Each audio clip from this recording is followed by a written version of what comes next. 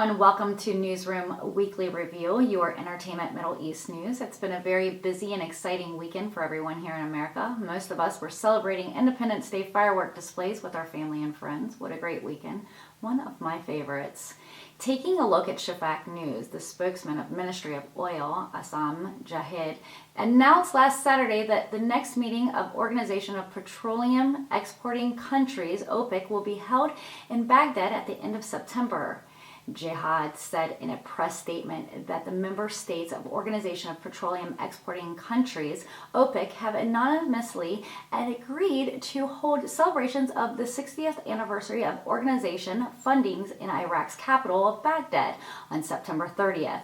Iraq is the second largest producer in OPEC, and oil prices have been rising over the recent weeks, and according to the new oil prices, the fiscal deficit in the budget has not been filled despite the fact that oil prices have reached $75 per barrel.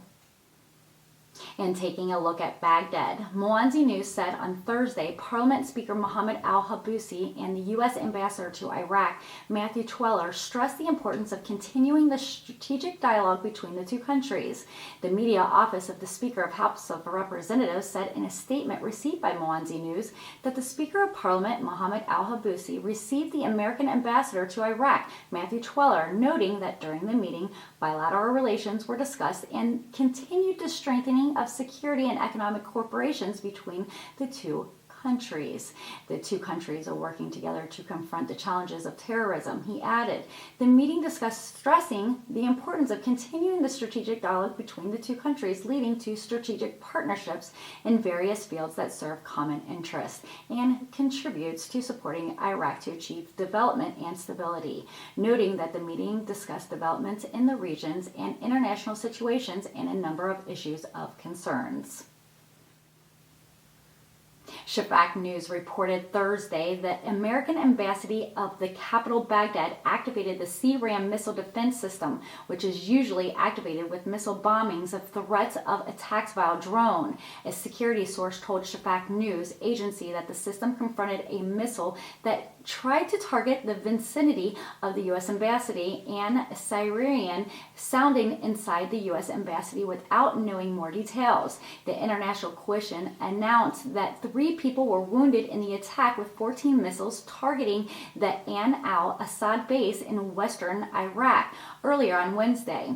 Thursday's attack is the second of its kind. On Tuesday evening, Ebil International Airport was attacked by the booby-trapped drone without causing any damage. It also comes a few days after the U.S. raids were launched on Iranian-backed fraction sites on the Syrian-Iraqi borders in response to attacks by drones launched by those fractions of Americans and American facilities in Iraq. About 50 attacks have been targeted in the U.S. interest in Iraq since the beginning of the year, including the U.S. Embassy in Baghdad and Iraqi military bases that include Americans, and the Baghdad and Ebil airports, as well as logistical conveys of international coalition and attacks often attributed to groups of loyals to Iran.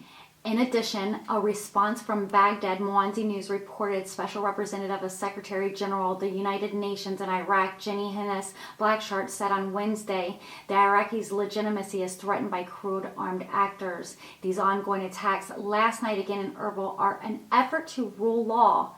Blackshear said in a tweet via Twitter, adding, such actions are pushing the country towards the unknown. She added the Iraqi people may pay a heavy price, and the legitimacy of the state should not be threatened by cruel armed actors. And Shafak News reported the director of Erbil's International Airport, Ahmad Haushar, revealed that the air traffic was not affected as a result of the bombings of the airport. Haushar told Shafak News agency that the navigation movement is normal at Ebil Airport and flights have not stopped as a result. On Tuesday, the Kurdistan Region Counterterrorism Service report announced that the Ebil International Airport was bombed by booby-trapped drones, as mentioned earlier. The agency said in a statement that the attack took place at 11:30 p.m. local time without causing any human casualties or material damage. But this device indicated that there was a fire that occurred in the grasses, and as a result of the bombing, the firefighting teams were working to put that out. According to Dejla TV Index, economy advisor to Prime Minister Abdul Hassan confirmed that the actual implementation of the white paper will soon be announced, while noting that there are central and subcommittees to implement it. Abdul Hassan said in a televised statement Wednesday that Iraq over the past decade has suffered from economic problems, noting that the Iraqi economy has gone through several stages which has made it rentier and dependent on oil. He added, "This is an increase in population growth by 3% annually, and our resources are limited," noting that the white paper, including analyzing and diagnosing economic problems and identifying effective solutions. He continued, "We are working with various ministries to identify projects for official announcements of the actual implementation of the white paper," stressing very soon they'll actually implementation of the white paper and will be announced. He pointed out that there are central and subcommittees to implement the white paper, noting that projects mentioned in the white paper are professional, non-political characters. A reading from the Public Bulletin, Ahmad, July 7, Petra. His Majesty King Abdullah II will begin his official visit to Washington, D.C. with a meeting with said U.S. President Joe Biden at the said White House on July 19th. His Majesty of the visit is accompanied by Her Majesty Queen Rania Al Abdullah and HRH Prince Al Hassan bin Abdul II, the Crown Prince. His Majesty meeting with the U.S. President, the first for the Arab leaders with said President Biden since his election, deals with the strategic relations between Jordan and the United States and ways to strengthen them in various fields. In addition to the latest development in the region, the visit will also witness meetings of His Majesty with the staff of the U.S. administration, leaders of Congress, the Committee of Military Services, Foreign Relations and Appropriations in the Senate, in addition to the Committees of Foreign Affairs, the Subcommittees of Appreciations of the U.S. Department's Foreign Operations and Relation Programs in House of Representatives and the American Research Centers.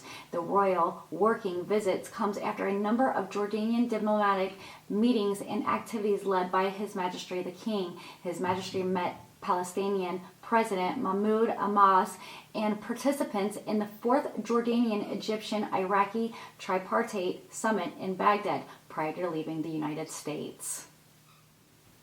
In Baghdad, Mwanzi News reported the Central Bank of Iraq launched Wednesday an initiative to support energy productions in Iraq.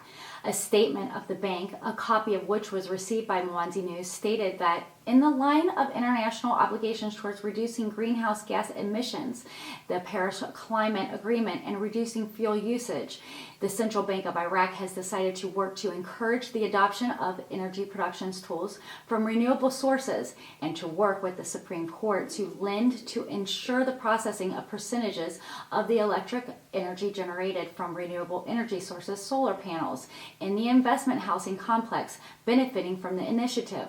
The statement continued, in addition to coordinating with the industrial banks to finance the purchase of electricity generated systems from the sun from citizens' homes and or projects, and in order to provide part of the electrical energy required by the work of the central bank, it's decided to acquire electrical power generated systems and install them on its buildings and in Baghdad and its branches. He stated the central bank encourages all authorized banks and institutions wishing to equip clean energy systems to interact with its trend and present the offers and experiences to the bank and the rest of the state institutions and the private sector.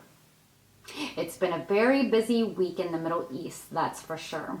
You've been watching Newsroom Weekly Review. I'm your host, Chella. I'm here every Friday at 4 p.m. Eastern Standard Time, so please don't forget to subscribe, share these videos with your friends and your family. I'd like to wish my niece, Sierra, a happy birthday.